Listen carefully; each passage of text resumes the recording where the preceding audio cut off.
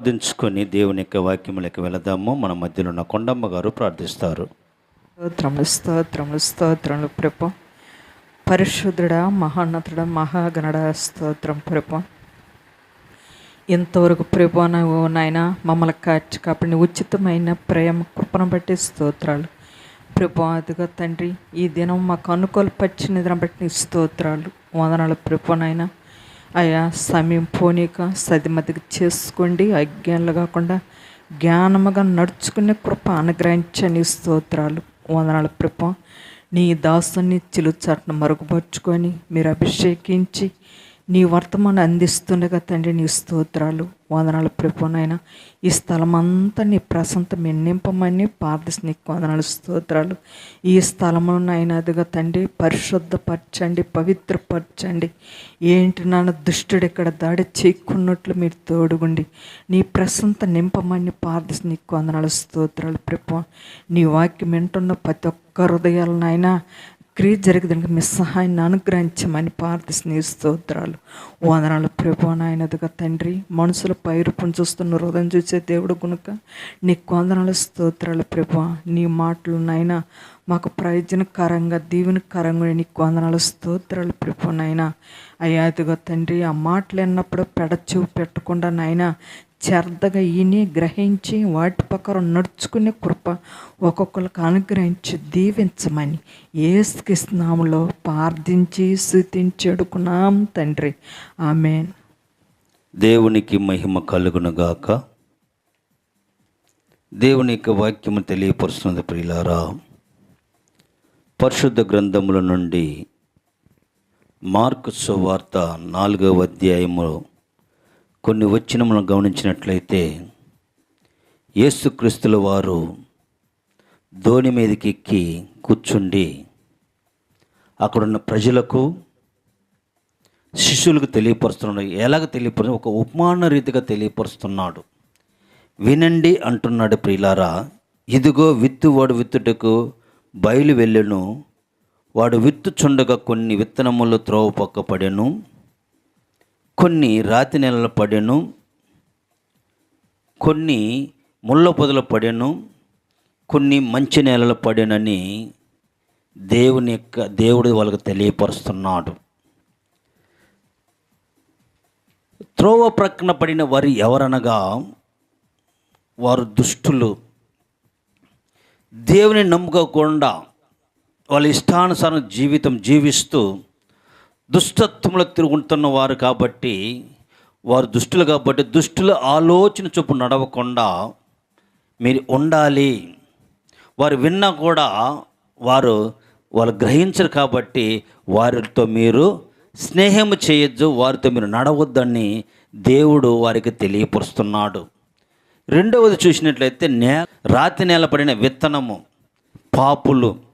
వాళ్ళ యొక్క హృదయము రాయి బండగా ఉంటుంది కాబట్టి ఎంత వాక్యం వాళ్ళకి తెలియపరిచినా కూడా వారి యొక్క కోరికలు తీర్చుకునే వాళ్ళు ఉంటారు. కానీ దేవునికి భయపడి పాపం ఒప్పుకొని వారు జీవించాలనుకుని వారు శరీర కార్యం నెరవేర్చుకున్నటకు, వారు కోరికలు నెరవేర్చుకున్నటకు వారు ప్రేరేపిస్తారు. కాబట్టి అందుకే పాపుల మార్గంలో మీరు నడవకుండా అని వారికి తెలియపరుస్తున్నాడు. మూడవది చూసినట్లయితే ముళ్ళ పొదలు పడిన విత్తనం ఎవరనగా అపహాసుకులు. వారు అవమానపరిచేవారు, ఇతరులను హేళన చేసేవారు. వారు దేవుని యొక్క వాక్యానికి సోటీయకుండా అవమానపరుచుట వాళ్ళు ఉంటారు. కాబట్టి వారు ముళ్ళ పొదలో పడిన విత్తనమని వాళ్ళకి సూచనగా తెలియపరుస్తున్నాడు ప్రియులారా. కాబట్టి మనము దుష్టుల ఆలోచన చొప్పున నడవకుండా, పాపుల మార్గంలో మనం నిలవకుండా, అపఘాతులు కూర్చున్న చోట కూర్చుండకుండా మనం ఎలా కూర్చుంటే మంచి నెలలు పడిన విత్తనం వలె.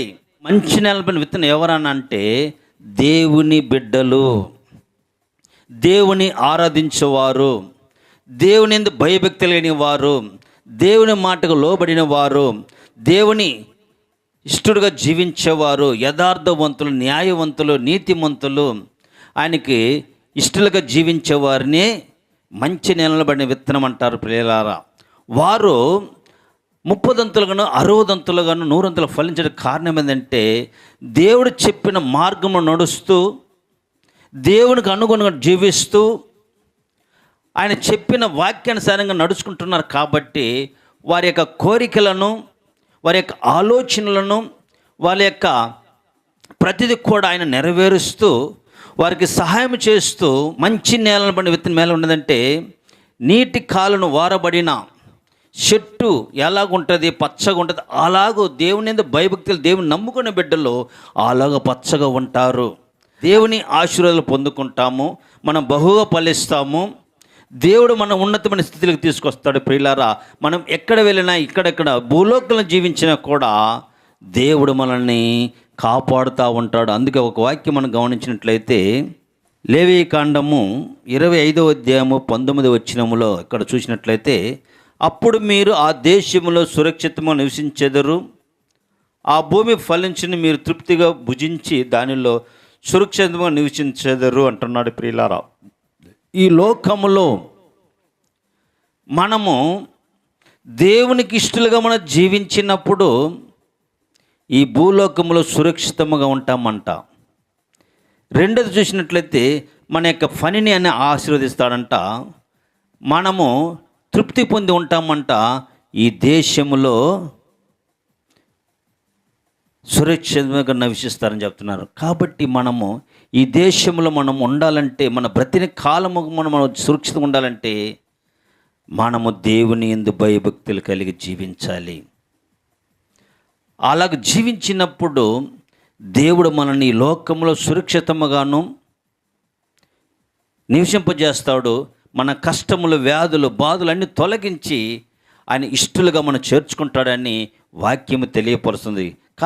కీర్తనల గ్రంథము 128వ అధ్యాయము 2వ వచనం మనం గమనించినట్లయితే అక్కడ చెప్తున్న మాట ఏంటంటే, నిశ్చయముగా నీవు నీ చేతుల కష్టార్జితం అనుభవించేదవు, నీవు ధన్యుడు, నీకు మేలు కలుగును, నీ లోగుట నీ భార్య ఫలించు ద్రాక్షవలి నుండును, నీ భోజనం బల్ల చుట్టూ నీ పిల్లలు ఒలీవ మొక్కలు నుందురు, యెహోవా యందు భయభక్తులు ఇలాగ ఆశీర్వదించబడును, సియోను నుండి యెహోవా నిన్ను ఆశీర్వదించును, నీ జీవిత కాలం అంతా యెరూషలేముకు క్షేమం కలుగుట నీవు చూచెదవు, నీ పిల్లలను చూచెదవు. మనము మంచి నేలను పట్టిన విత్తనముగా ఉన్నట్లయితే ఆయన సియోను నుండి ఎలాగ ఆశీర్వదిస్తాడంట, మొదట మన కష్టార్జితాన్ని ఆశీర్వదిస్తాడంట. మనం ధన్యం, మనకు మేలు కలుగుద్దంట. నీ లోగటి భార్య ఫలించి ద్రాక్షవలి ఉంటుందంట. నీ భోజనం బల్ల చుట్టూ నీ పిల్లలు ఒలీవల మొక్కలు ఉంటారంట. యెహోవా యందు భయభక్తులు ఇలాగ ఆశీర్వదించబడతాడు. ఎవరంటే దేవుని యందు భయభక్తులు కలిగిన వారు ఇలాగ ఆశీర్వదించబడతారు. ఎక్కడి నుంచి ఆశీర్వదిస్తారంట? సియోను నుండి యెహోవా నిన్ను ఆశీర్వదించును, నీ జీవిత కాలమంతయు క్షేమమును కలుగుట చూచెదవు, నీ పిల్లలను చూస్తావు. మన పిల్లలు చూడాలంటే మంచి నేలను పడిన విత్తనము ఎలాగ ఫలిస్తున్నదో అలాగనే మనం కూడా దేవుని మీద భయభక్తులు మనం జీవించినట్లయితే మన పిల్లలను మనం చూస్తాము. దేవుడు సియోనును మనం ఆశీర్వదిస్తాడు, ఈ లోకంలో సురక్షిత జీవితం అనుగ్రహిస్తాడు, ఆయన మన కాపుదల అనుగ్రహిస్తాడు, ఆయన మనం బహుగా ఫలింపజేస్తాడు, ఆయన యొక్క ఆశీర్వాద దీవులు మనకు అనుగ్రహిస్తాడు. ఎన్ని పొందుకోవాలంటే మంచి నేలను పడిన విత్తనము లాగా మనం ఉండాలి. త్రోవ పడిన విత్తనము ఉండకూడదు, రాతి నిలబడిన విత్తనము ఉండకూడదు, పొదలో పడిన విత్తనం ఉండకూడదు. కానీ మంచి నేలలో పడిన విత్తనము మనం ఉన్నట్లయితే దేవుడు మనల్ని ఆశీర్వదిస్తాడు. ఆనాడు చూసినట్లయితే ఈసాకు ఆ దేశమందు నుండి విత్తనం వేసి 100 ఫలము పొందినాడు. ప్రియులారా, ఆ ఫలము పొందుటకు కారణం ఏంటంటే దేవుని యందు భయభక్తులు కలిగినాడు, దేవుని మాటకు లోబడినాడు, ఆయన ఆజ్ఞల కట్టలను అనుసరించినాడు. కాబట్టి ఆయన 100 ఫలం పొందినాడు. మనము కూడా 30 60 100 ఫలం పొందాలంటే దేవుని మాటకు లోబడాలి, దేవుని యొక్క వాక్యానుసారం జీవించాలి. ఆయన హత్తుకుని జీవించినప్పుడు దేవుడు మనల్ని ఆశీర్వదిస్తాడు. ఆ ఆశీర్వాదాలు నూరంతులుగా ఉంటుందని ఈ వాక్యం ద్వారా నేను మీకు తెలియపరుస్తున్నాను. దేవుడి ఈ వాక్యమును దీవించునుగాక. God bless you.